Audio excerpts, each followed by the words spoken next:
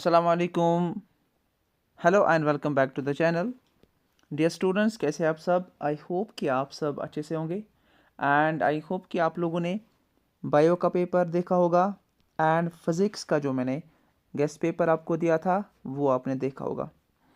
जो भी मैंने बायो एंड फिज़िक्स में दिया वो हर एक क्वेश्चन मैंने बुक से आपको बोला था, लेकिन इस टाइम मैं आपको थोड़ा क्वेश्चन बैंक से आंसर क्वेश्चंस दूंगा, ठीक है।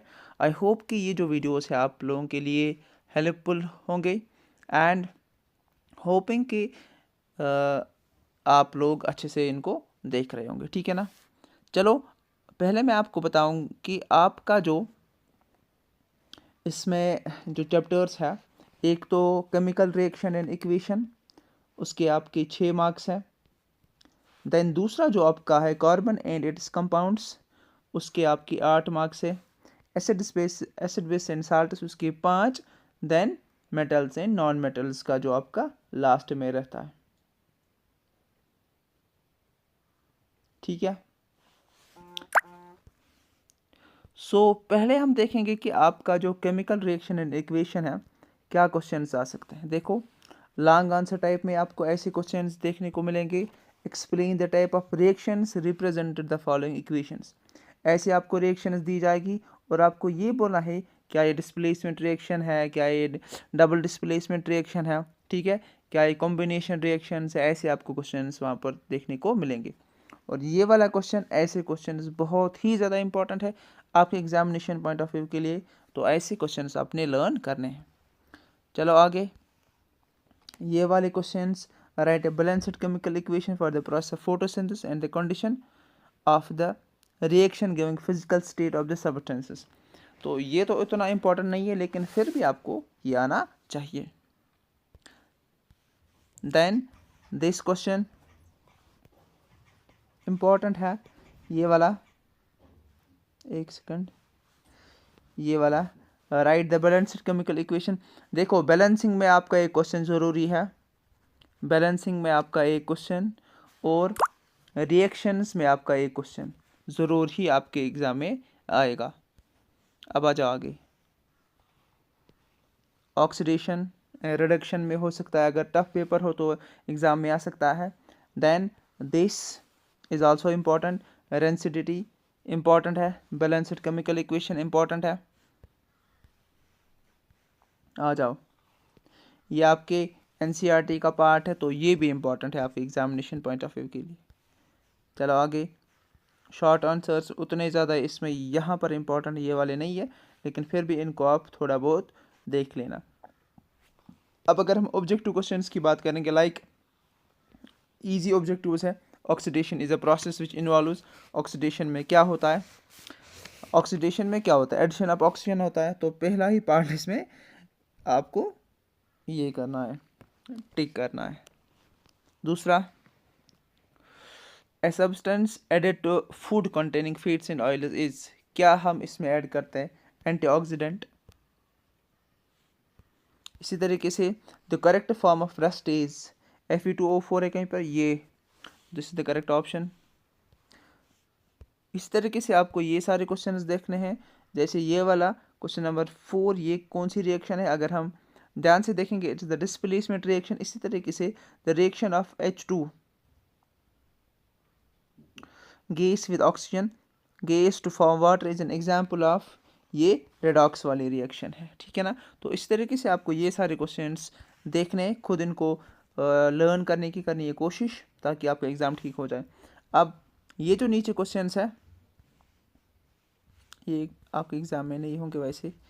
असर्शन और रीजनिंग का जो पार्ट है, एक क्वेश्चन आपका आता है, तो इनको भी आप थोड़ा बहुत नज़र दोगे। इनमें से आप खाली ये वाला और ये वाला कर लेना। So this was all about in the chapter of the, इसको हम क्या कहते हैं, केमिकल रिएक्शन एंड इक्वेशन। अब हम आपका दूसरा चैप्टर देखेंगे। So this is your carbon and compounds वाला चैप्टर, ठीक है ना। तो सबसे पहले हम देखेंगे कौन से क्वेश्चंस हमारे लिए इम्पोर्टेंट है, तो उनको हम देखेंगे। यहाँ पर ये वाला क्वेश्चन बहुत बार रिपीट होता है, हो सकता है कि आपके एग्ज़ाम में भी रिपीट हो जाए ये वाला क्वेश्चन। इसको भी आप नज़र दे के जाना, बिकॉज ये उसके साथ मिलता है, केमिकल रिएक्शन एंड इक्वेशन के साथ। ये वाला थोड़ा बहुत इंपॉर्टेंट है, ज़्यादा नहीं। होमोलॉगस सीरीज इंपॉर्टेंट है।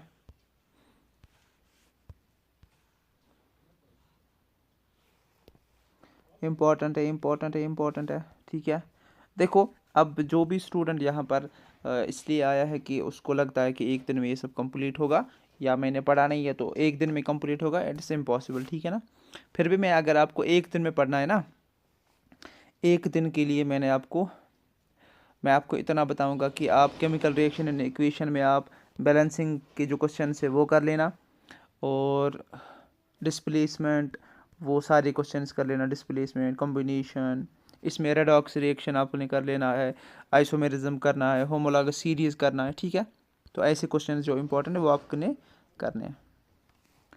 ऐसे क्वेश्चंस आपके एग्ज़ाम में अगर टफ एग्ज़ाम होगा तो ये इम्पॉर्टेंट है। IUPAC नेम्स भी आ सकते हैं।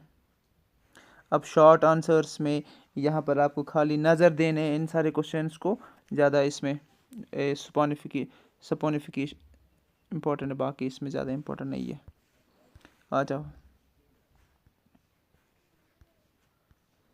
देखो ये अब आपके ऑब्जेक्टिव क्वेश्चन है, इनको आप क्या करोगे, इनको आप ट्राई करोगे कि आपको ये सारे क्वेश्चन आते हैं कि नहीं। जैसे द फॉलोइंग सैचुरेटेड हाइड्रोकार्बन के not show isomerism, methane, butane, pentane, hexane. Methane इसका करेक्ट ऑप्शन है।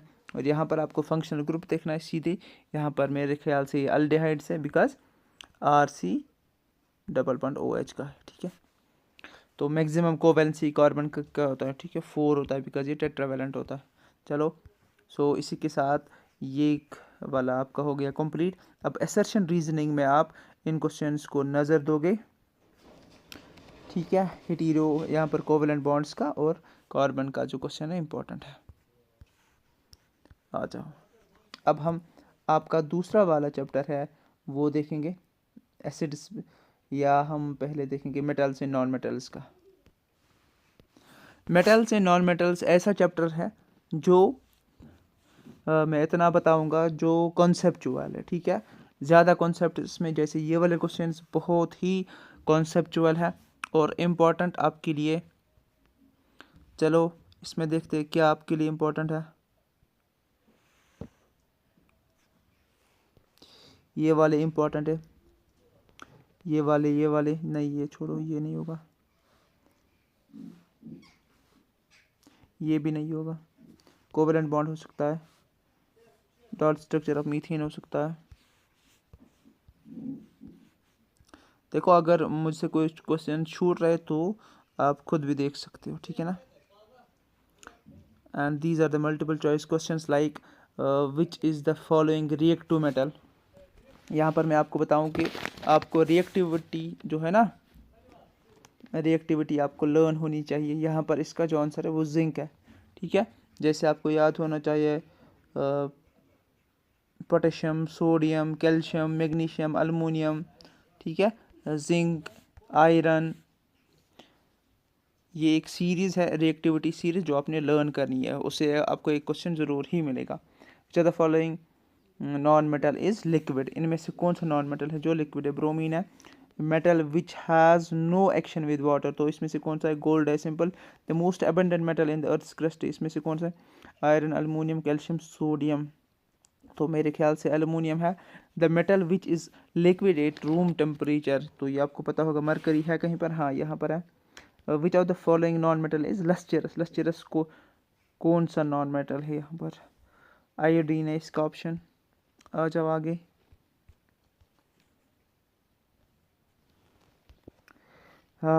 Galvanisation is a method of protecting iron from rust by coating with a layer of, कौन सा हम ये ना कौन सी कोटिंग करते हैं, जिंक इंपॉर्टेंट है। Amalgam is an alloy of metal and mercury है कहीं पर, हाँ ये है।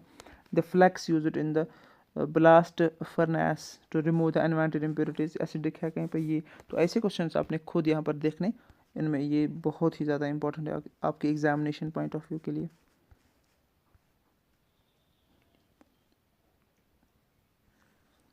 और ये असर्शन रीजनिंग वाले क्वेश्चंस हैं, थोड़े बहुत इनको नज़र मारो कि कैसे क्वेश्चन आते हैं, ठीक है। यहाँ पर मैं आपको बताऊँगा कि यहाँ पर मैं आपको सिखाऊँगा। देखो असर्शन रीजनिंग अगर आपको पता नहीं है तो आपने ऐसे करने हैं कि अगर आपका असर्शन भी ठीक है और रीज़न भी ठीक है देन आपका ऑप्शन ए ठीक है। इसी तरीके से अगर आपका असर्शन ठीक है, रीज़न भी ठीक है and R is not the correct explanation reason नहीं होता है, देन इसका बी पार्ट आंसर है, ठीक है। सो अगर असर्शन ठीक है, रीज़न फॉल्स है तो इसका सी पार्ट आंसर है। असर्शन फॉल्स है, रीज़न ठीक है तो इसका डी पार्ट आंसर होता है। अगर आपको समझ में नहीं आ रहा है तो मुझे कमेंट सेक्शन में बताना, I will answer this next time, ठीक है। आ जाओ आपका लास्ट वाला चैप्टर देखते हैं, important questions from this chapter. देखो वॉशिंग सोडा ये वाला इंपॉर्टेंट हो सकता है। आगे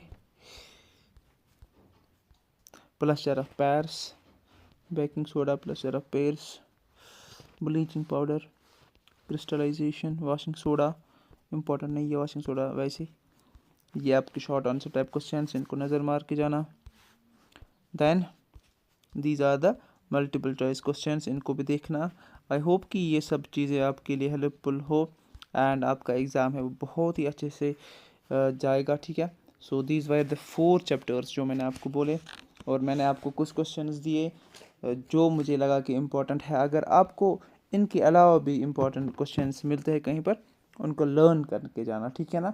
सबसे पहले मैंने आपको बोला था chemical reaction and equation, then मैंने आपको बोला था carbon and its compounds, then मैंने आपको बोला था acid base and salts and then metals and non metals. इनको आपने अच्छे से लर्न करना है इन चीज़ों को।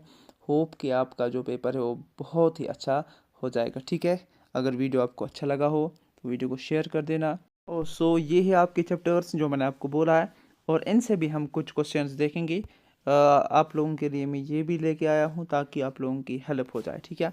केमिकल रिएक्शन एंड इक्वेशन की अगर हम बात करेंगे, चलो इसमें देखते हैं क्या इंपॉर्टेंट है। यहाँ पर ये जो पार्ट है इसको आपको देख कर जाना है एग्जामिनेशन सेंटर में, ठीक है। यहाँ से क्वेश्चंस आपको देखने को मिलेंगे।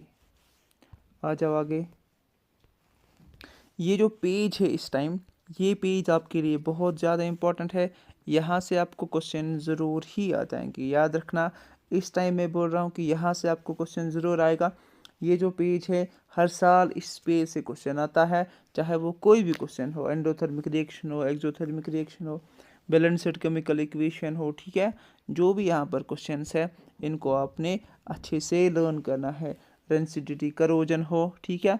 तो ये वाला पेज बहुत ज़्यादा इंपॉर्टेंट है, इस पेज को आपने ज़बरदस्त तरीके से लर्न करना है। आ जाओ उसमें इतना ही था, उतना ही आपको लर्न करना है। यहाँ पर कार्बन एंड इट्स कंपाउंड्स में आपको एक इम्पॉर्टेंट चीज़ बताऊंगा, होमोलॉगस सीरीज़ को नज़र मार कर जाना, इम्पॉर्टेंट है आपके एग्जामिनेशन पॉइंट ऑफ व्यू में।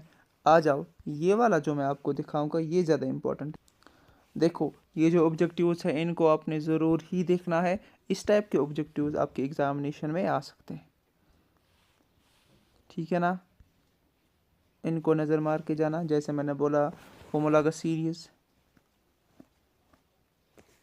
और आपको इथेनॉइक एसिड की प्रॉपर्टीज़ वगैरह जो है ना ऊपर वो आपको देखने हैं। ये वाला भी इम्पोर्टेंट है। मेटल्स नॉन मेटल्स की अगर बात करेंगे, जो क्वेश्चंस मैंने आपको पहले से दिए हैं उनको भी नज़र मारना। और यहाँ पर मैं आपको बताऊंगा कि फिजिकल प्रॉपर्टीज़, केमिकल प्रॉपर्टीज़ को भी आपको देखना है। और एक चीज़ रिएक्टिविटी सीरीज़ में आपको दिखाऊंगा। रिएक्टिविटी सीरीज़ इसलिए इंपॉर्टेंट है बिकॉज आपके एग्ज़ाम में यहाँ से क्वेश्चन ज़रूर आता है। हमने जो ऑब्जेक्टिव्स किए थे उसमें पहले, तो वहाँ से भी क्वेश्चन एक दो हमने देखे, ठीक है ना। तो इसको ध्यान से पढ़ना। यहाँ पर ये बुक के जो ऑब्जेक्टिव्स हैं इनको हमेशा आपने देखना है, ठीक है। हो सकता है आपके एग्ज़ाम में आ जाए। ये वाला इम्पोर्टेंट है, एम्फोटेरिक ऑक्साइड्स।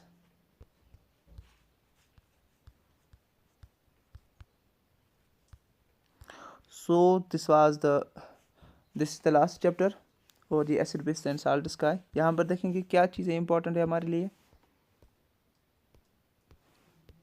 इन क्वेश्चंस को देख लेना। इससे पहले जो मैंने आपको paper pattern and guest paper दिया है या जो मैंने आपको बोला है वो इम्पोर्टेंट है, उससे ज़्यादा आपको पढ़ना नहीं है।